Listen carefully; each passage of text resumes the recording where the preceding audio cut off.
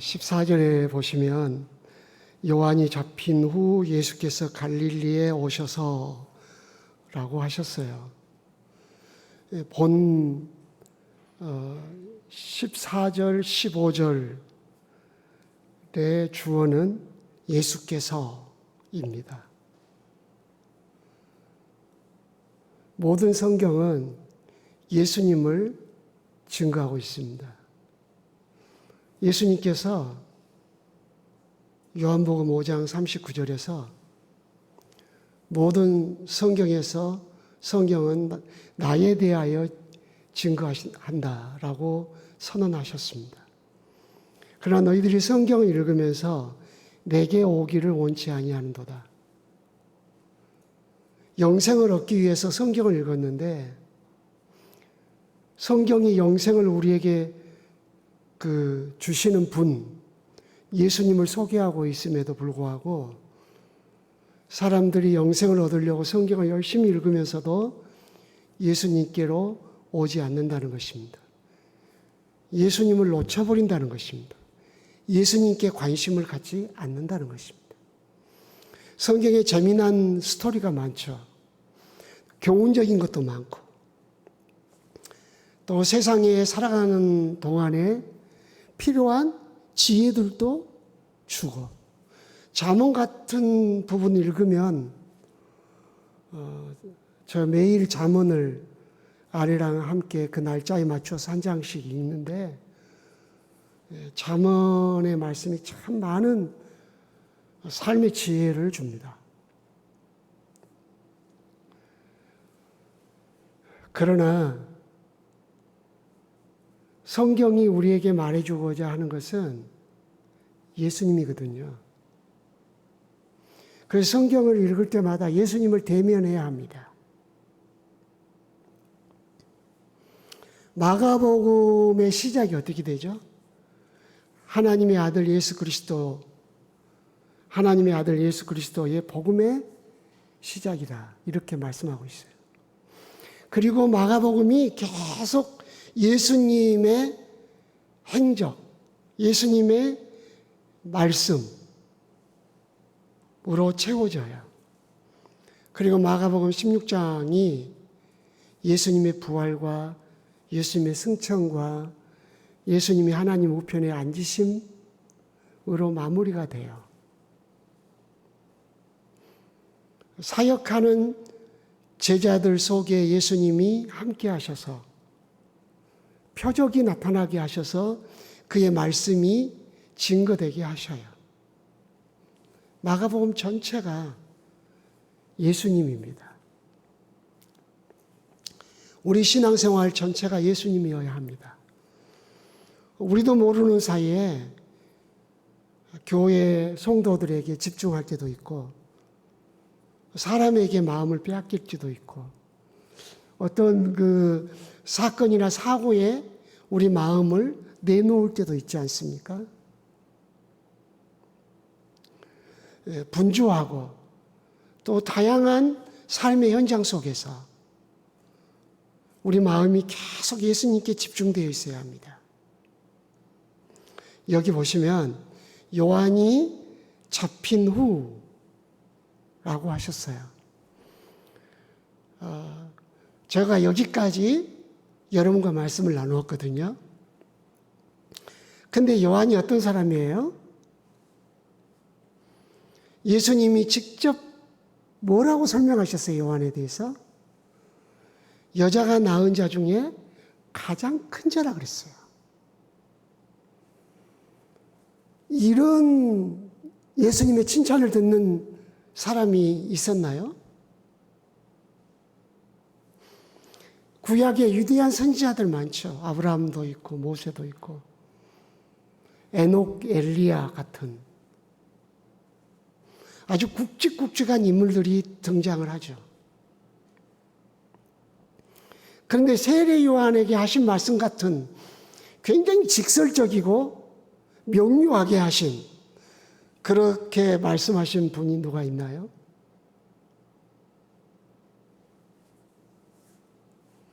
왜 하필 요한이 잡힌 후에라는 말씀을 언급하셨을까요? 여자가 낳은 사람들 가운데 아무리 위대하고 뛰어나고 재주가 많고 능력이 있어 보이고 그런다 하더라도 다 예수님 길을 예비하는, 예수님을 증거하는, 예수님을 드러내게 하는 그런 존재에 불과하다는 것을 강조하시기 위해서입니다. 우리 안에 교만이 있죠. 그래서 우리도 모르는 사이에 자신을 드러내려고 할 때가 굉장히 많아요. 사탄이 하와를 유혹할 때 하나님같이 되어 라고 했어요. 만물 가운데서도 특별한 존재로 만들어진 우리 인간이 무엇을 탐했어요? 하나님의 자리를 탐한 거예요. 인간이 그런 시험이 늘 그런 시험 앞에 우리 인간이 있어요.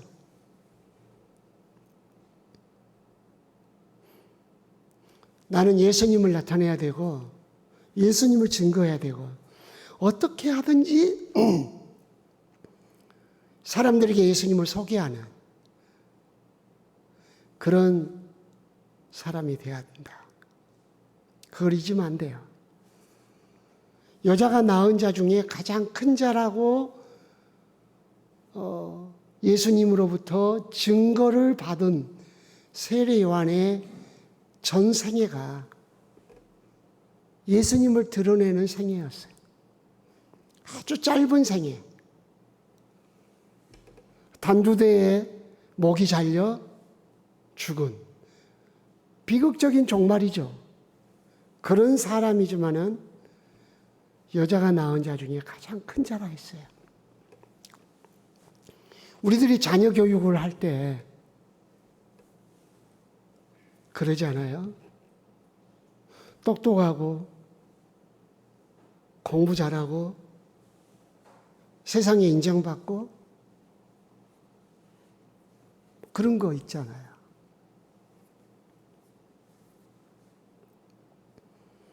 제가 서울에서 잠시 개척을 할 때가 있었는데 이제 그 개척교회가 하나님의 은혜로 잘 성장해서 기성교회가 됐어요. 그 교회를 제가 떠나서 여수세종항교회로 가게 된 거죠. 그때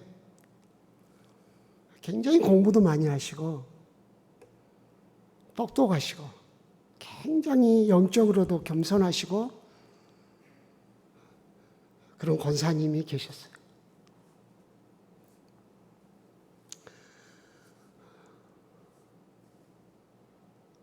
조카가 있는데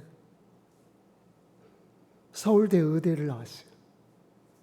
같은 서울대 의대를 나온 자매하고 결혼했어요. 신혼여행을 다녀와가지고 부모님과 부모님의 형제들에게 인사하는 자리에서 그 두 내가 신혼부부가 아프리카로 의료 선교사로 가겠다고 선언을 합니다. 온 가족들이 다 기절할 뻔한 거죠. 권사님이 그 어려운 공부 지금까지 해와가지고 이제 의사가 됐는데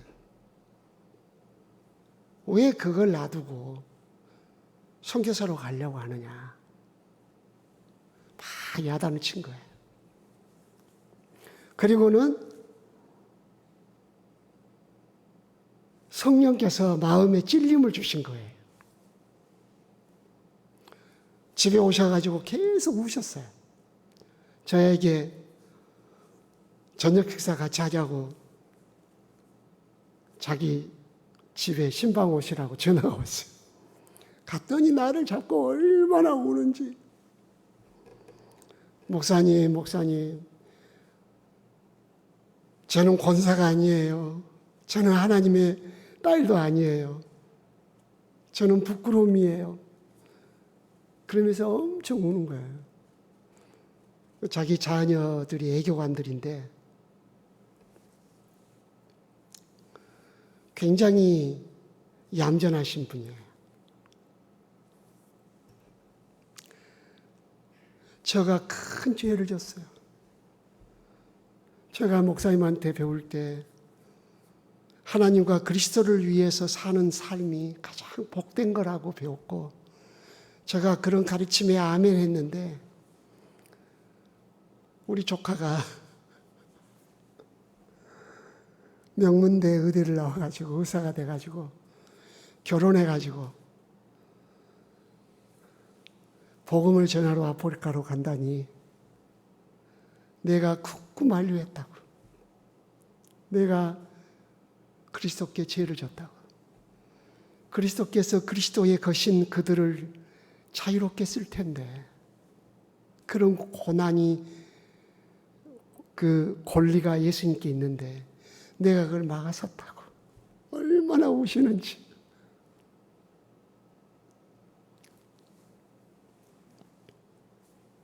여러분 생각은 어때요?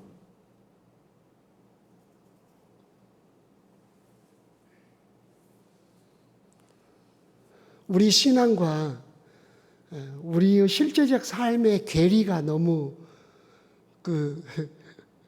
크고 깊지 않습니까? 오늘 또 예수를 위해 살게 해주세요. 예수를 드러내게 해주세요. 예수를 증거하게 해주세요. 그런 기도까지는 가능할는지 모르지만 예수를 위한 삶에 대해서 헌신을 해야 할 때 우리는 어때요? 세례요한이 태어날 때, 오늘 세례요한 말씀을 많이 하려고 하질 않았는데 참 묘하게 흘러가네요. 저 아이가 장차 어떻게 될 거라고 했어요. 태어난 배경이나 징조가 참으로 기이해서 저 아이가 장차 어떻게 될 거. 굉장히 큰 인물이 될 줄 아는 거예요. 그런데 자라서 광야로 가서 광야에서 예치는 소리로 살고 요단강이 와서 세례를 주고 회개하라고 외치고 그러다가 청년 때 가정을 세운 것도 아니고 일찍 죽었어요. 비극적으로 목이 잘려서 죽었어요. 사람들이 세례요한을 바라보는 시각과 예수님이 세례요한에 대한 말씀은 전혀 달라요. 예수님께 집중해야 한다고 생각합니다. 목회자의 한 사람으로서 내게 있는 영광이 뭐냐? 예수님을 전할 수 있어서, 예수님에 대한 그 말씀을 나눌 수 있어서 그것이 저의 영광입니다.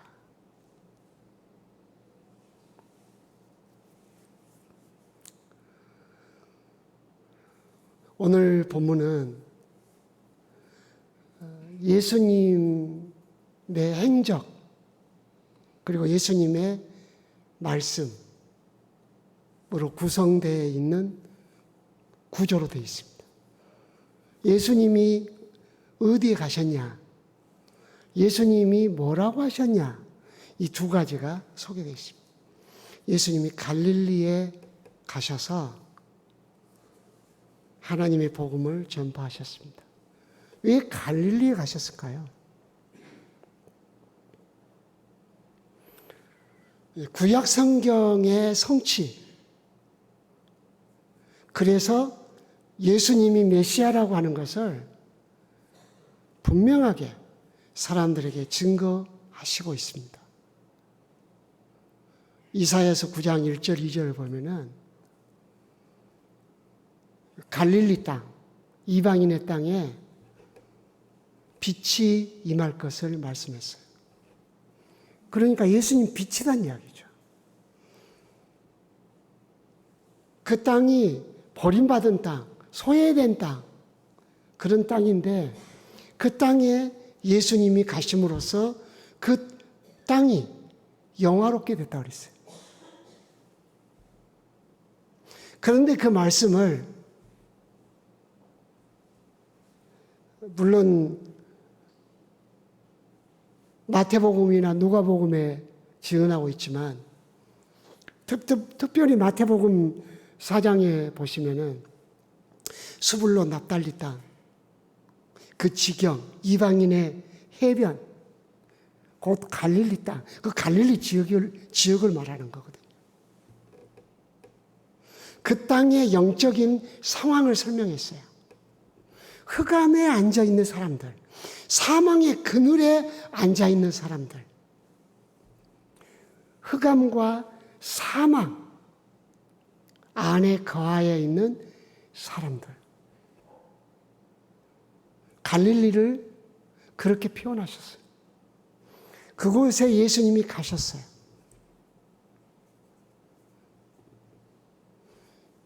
갈릴리가 구약 성경에서부터 예언되었기 때문에 갈릴리에 가셨고, 갈릴리의 영적 상황이 이사야가 했던 말씀 그대로였다. 그걸 증언하고 있어요. 이것은 예수님이 이 땅에 오셨는데 이 땅에 오신 우리들의 상황이 갈릴리와 같았다는 것이죠. 주 예수 내 마음에 오신, 주 예수 내게 오신. 그럴 때 나의 형편이 어떤 형편이었는가?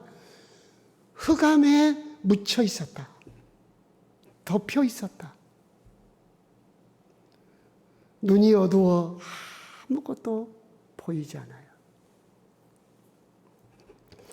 비록 캐톨릭 신자고 또 캐톨릭에서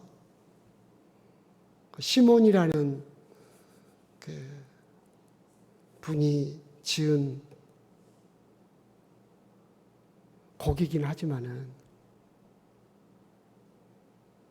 그 누구죠? 그 흑인 호녀라 가수 이름이 얼른 생각. 그분이 부른 게 있어요. 아버지 아버지 어둠 속에서 태어나서 어둠 속에서 내가 방황하고 있습니다. 세상이 어두워 아무것도 보이지 않습니다. 아버지, 아버지, 내 눈을 뜨게 하소서. 내 눈을 뜨게 하소서. 그런 게 있어요. 제가 영적으로 많이 갈등을 할 때, 참 그 노래를 나의 기도로 삼은 적이 있어요. 바로 내가 갈릴리다. 주님이 갈릴리에 오셨어요. 그래서 빛이 임했어요. 그리고 그것이 갈릴리의 영광이 됐어요. 나의 영광이 뭔가? 이 땅에서 내가 뭔가를 얻는 거, 나의 이름을 남기는 거, 내가 만족하는 거. 성경은 그것이 아니라고 말하는 거죠. 갈릴리에 예수님이 오신 것은 갈릴리의 빛, 생명을 주신 것이었다. 내가 예수님 영접했는데 내게 빛이 임했는가? 그동안 어둠 속에서 살았던 나의 삶이 정리됐는가? 그 빛이 내 눈을 뜨게 했는가? 소경 바디메오의 눈을 뜨게 해서 그 소경이 예수님을 따라간 것처럼 주께서 내 눈을 뜨게 해서 나로 예수님을 따르게 했는가?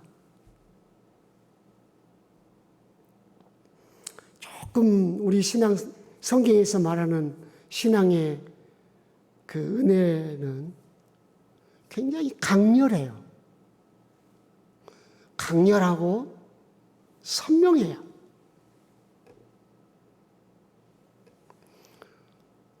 주 예수 내게 오시면 전혀 다른 사람이 되는 거예요.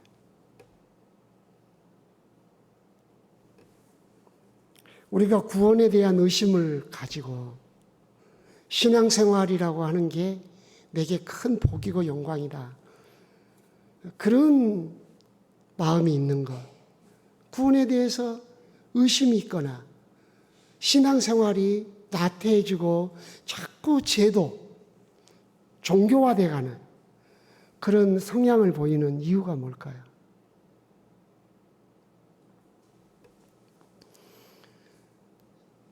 예수님을 만난 내 삶이, 예수님 내 마음에 들어와 계신 후 변하여 새 사람 되고 라고 하는 이 극적인 상황,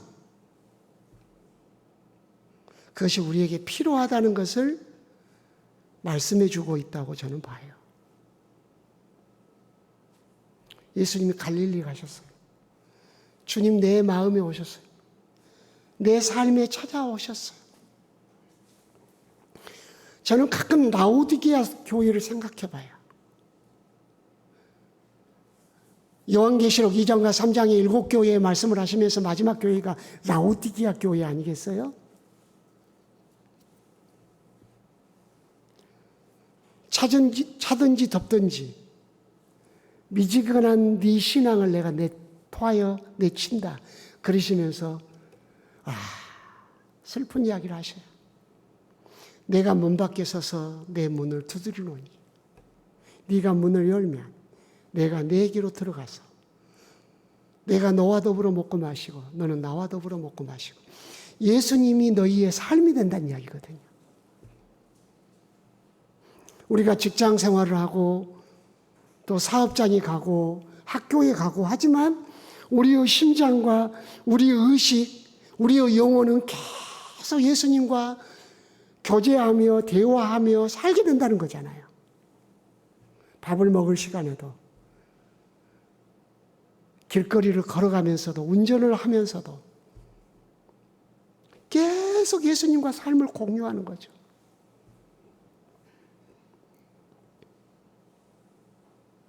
어렸을 때 어떤 부흥사가 교회에 오셔서 부흥회를 하는데 그분이 그 울밑에선 봉사나야 그란 곡에다가 그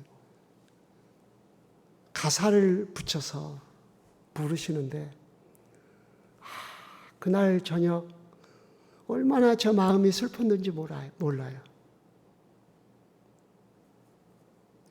고대광실 화려한궁 우리 주님 온치 않고 죄인들의 마음속에 궁전 삼고 살기 위해 밤새도록 두드리니 손에서는 피 흐르네. 나는 내가 예수님을 영접했다고 했는데 그것은 나의 기준이고 예수님의 관점에서는 내 마음에 궁정 삼고 살기 위해 밤새도록 두드리신다는 거예요.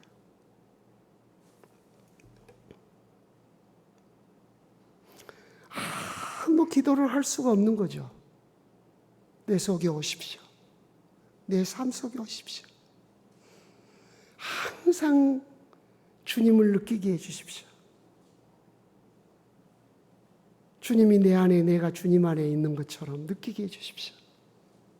내 생각이 다 주님을 느끼게 해주십시오. 내 마음이. 주님과 동행한다는 게 뭘까? 그 생각을 하면서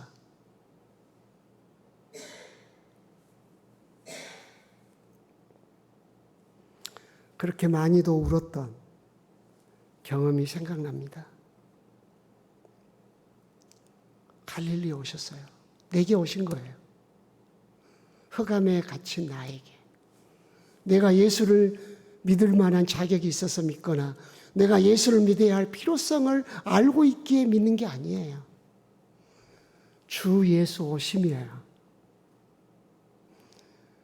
이것이 내 인생의 가장 큰 영광 아니겠어요?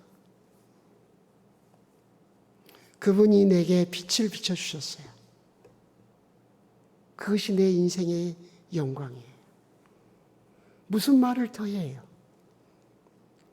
하나님의 아들이, 생명의 주인이, 창조자가 갈릴리 같은 나에게 오신 거예요. 빛으로 오셔서 어둠을 몰아내시고 생명의 길을 보게 해주셨어요. 그분이 오셨어요.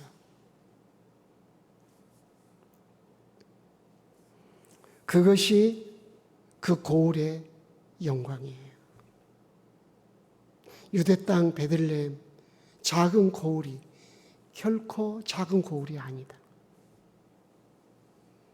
세계에 큰 도시들이 많지만 하나님이 보실 때 시골 마을 작은 동네 같지만은 결코 작은 도시가 아닌, 작은 동네가 아닌 이유가 있다는 거죠. 한 다스리는 분 예수 그리스도께서 그 베들레헴에서 태어나셨기 때문이죠. 성경은 예수님의 관점에서 설명을 하는 거예요. 갈릴리, 흑암과 사망의 그늘이 너희를 덮었구나. 그러나 너가 영광스럽게 되었다. 그 이유가 있다. 예수께서 그 갈릴리에 가셨기 때문이다.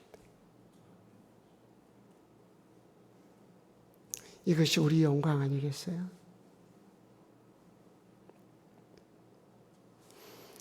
오셨는데 그 오심을 좀 우리가 많이 느끼고 그렇게 살았으면, 그렇게 신앙생활 했으면 합니다. 조금 건강 문제도 있을 거고 가정 문제도 있을 거고 여러 가지 인생의 기도 제목이 많겠지만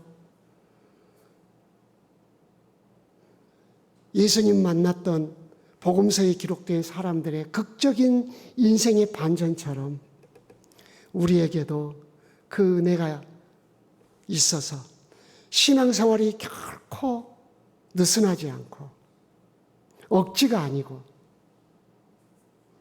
의식화되지 않고 항상 내 가슴에 살아있는 불덩어리가 되도록 성령께서 그런 은혜를 달라고 이 기도를 우리가 할 필요가 있다고 봅니다.